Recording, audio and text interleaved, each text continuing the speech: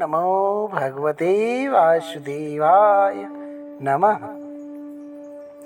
दोस्तों, क्या आपने कभी सोचा है जगत के पालनहार भगवान विष्णु के हाथों में जो सुदर्शन चक्र है वह उन्हें कहाँ से प्राप्त हुआ, उसकी उत्पत्ति कैसे हुई? जाने विस्तार से। एक समय की बात है जब स्वर्ग लोक पर खुशहाली और शांति का वास था।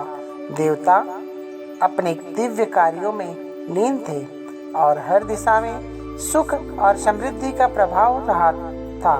लेकिन अचानक यह आनंदमय स्थिति एक भयंकर संकट में बदल गई। लोग स्वर्ग लोक पर एक भयंकर संकट मंडराने लगा। असुरों ने अपनी ताकत और शक्ति का प्रदर्शन करते हुए स्वर्ग पर आक्रमण कर दिया और सभी देवताओं को बंदी बना लिया। देवताओं की यह दुर्दशा देखकर स्वर्ग लोक में त्राही मान मच गई।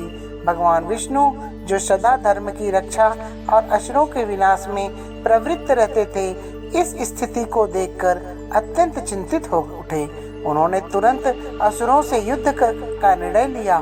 भगवान विष्णु ने अपनी पूरी शक्ति लगाकर असुरों का सामना किया, परंतु ये असुर इतने प्रबल थे कि उन्हें पराजित करना संभव नहीं हो सका। विष्णु जी की कई युक्तियां आजमाई, लेकिन असुरों की शक्ति के आगे सब व्यर्थ हो गई। निराश और असमर्थ होकर भगवान विष्णु ने त्रिकालदर्शी भगवान शिव की आराधना करने का निश्चय किया, जो जगत के पालन करता और संहार करता है। भगवान विष्णु ने सहस्त्र कमल पुष्पों से शिवलिंग का पूजन आरंभ कर दिया। उनकी शक्ति इतनी प्रगाढ़ थी कि हर पुष्प अर्पित करने के साथ स्वर्ग और पृथ्वी के दोनों पुलकित हो उठे। शिव जी, जो अपने भक्तों की भक्ति का आदर करते हैं, इस पूजन से अत्यंत प्रसन्न हुए, खुश हुए। लेकिन शिव जी ने सोचा, विष्णु की भक्ति की परीक्षा लेनी चाहिए ताकि यह पता चले कि उनकी भक्ति कितनी गहरी है। उन्होंने अपनी दिव्य माया का प्रयोग कर सहस्त्र कमल में एक पुष्प को अदृश्य कर दिया। जब भगवान विष्णु ने अंतिम पुष्प अर्पित करने का प्रयास किया तो उन्हें यह जानकर अत्यंत विस्मय हुआ कि वह पुष्प गायब है। अब उनकी आराधना अधूरी होने का संकट उत्पन्न हो गया। विष्णु जी ने चारों दिशाओं में पुष्प को ढूंढने का हर संभव प्रयास किया, लेकिन पुष्प कहीं नहीं मिला। उनकी भक्ति में खलल पड़ने का डर उन्हें व्यथित कर रहा था।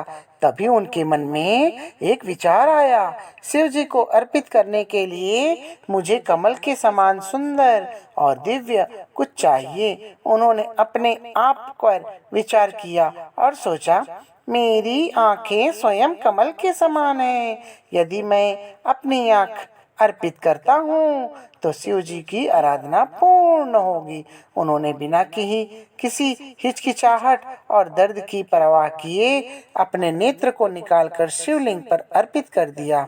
उनकी यह अद्वितीय भक्ति और बलिदान देखकर भगवान शिव अति प्रभावित हुए। उन्होंने तुरंत प्रकट होकर भगवान विष्णु को आशीर्वाद दिया और कहा, हे नारायण, हे शक्तिहीन, हे कमल नयन, तुम्हारी भक्ति अद्वितीय और अनुपम है। तुम्हारे इस बलिदान ने यह सिद्ध कर दिया कि सच्चे भक्त को किसी भी प्रकार के संकट में अपने ईश्वर के प्रति अडिग रहना चाहिए।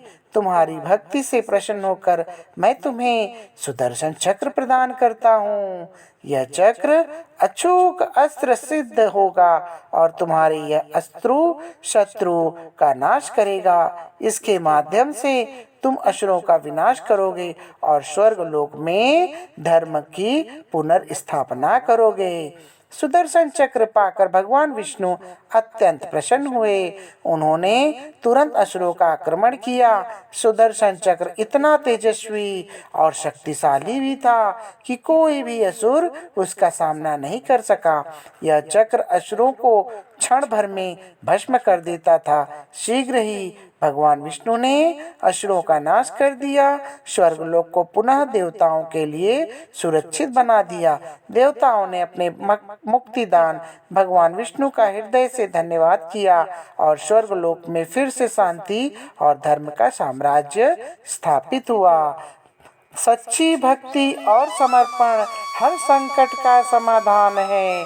जब हम अपने आराध्य के प्रति अटूट विश्वास और भक्ति रखते हैं तो ये स्वयं हमारी रक्षा करते हैं। बोलो हर हर महादेव।